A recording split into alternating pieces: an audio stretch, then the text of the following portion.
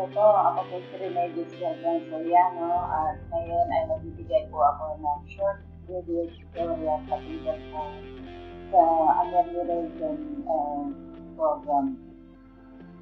Ito yung stock seeking amelioration program. Titignan po natin, tuturuan ko po kayo kung paano ninyo makikita ang inyong pangalan sa master list ng ESWD. So, kung ngayon lang po tayo nakita, subscribe na rin po ang subscribe button dito sa right side ng video ko na ito. Kaya tayo makikita ang subscribe button, pakiclick na rin po yan para ma-notify po kayo sa mga susunod kong videos na gagawin na katulad po nito. So, ganito po ang gagawin natin. Sa una po ninyong gagawin ay pupunta po kayo sa inyong browser tulad ng ganito po. I-type po ninyo pupunta po kayo sa Google tapos i-type po ninyo ang eswd.gov.ph.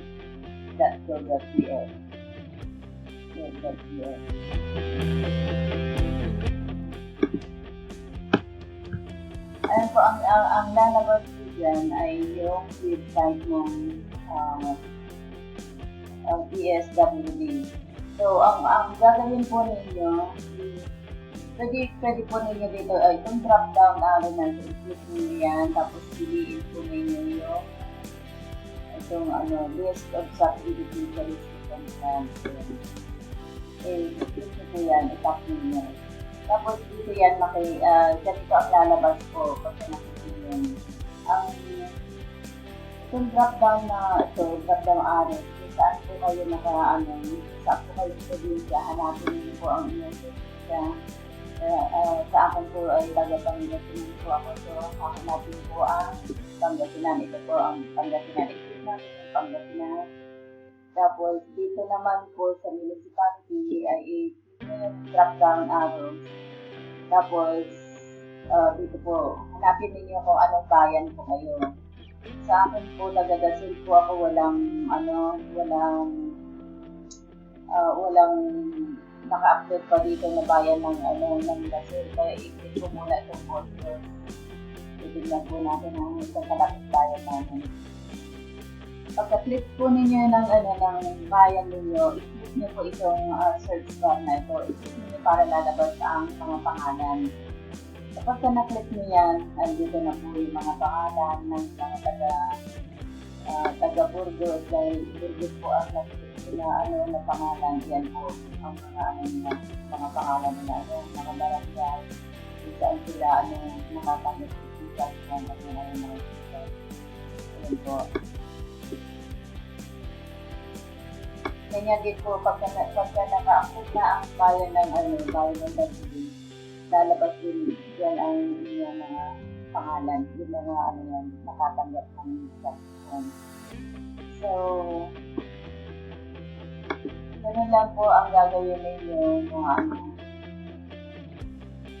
pag-search ng inyong pangalan sa master list ng ESWD.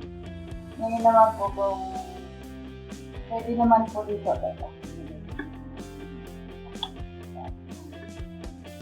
Pwede naman po kayo mag-scroll down kung ano kayo yung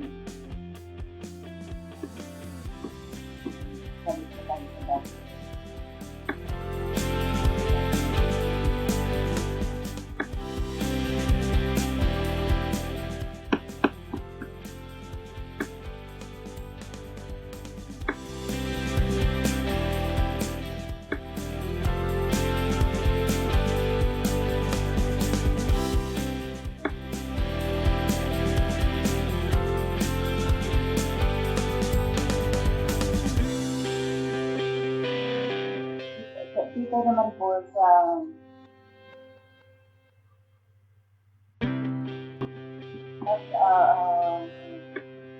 i-scroll down po ninyo sa baba kung CPS po kayo, i-scroll down ninyo sa hanggang sa pinakaibaba.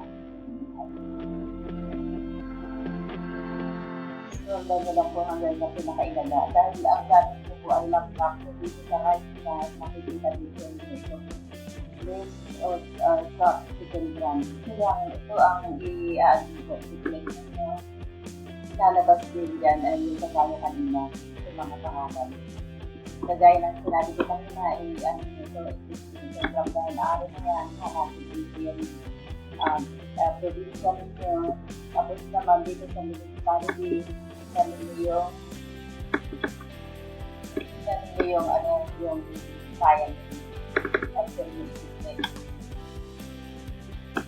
Kapag na-click mo na,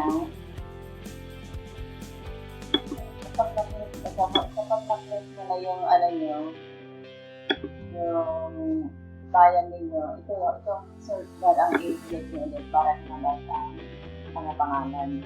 So, ganun lang po kadali ang mag-search ng inyong pangalan sa message ng PHWD sa website nila na ngayon na itong short video na ito ay nakatulong sa inyo na para makita ninyo ang inyong pangalan.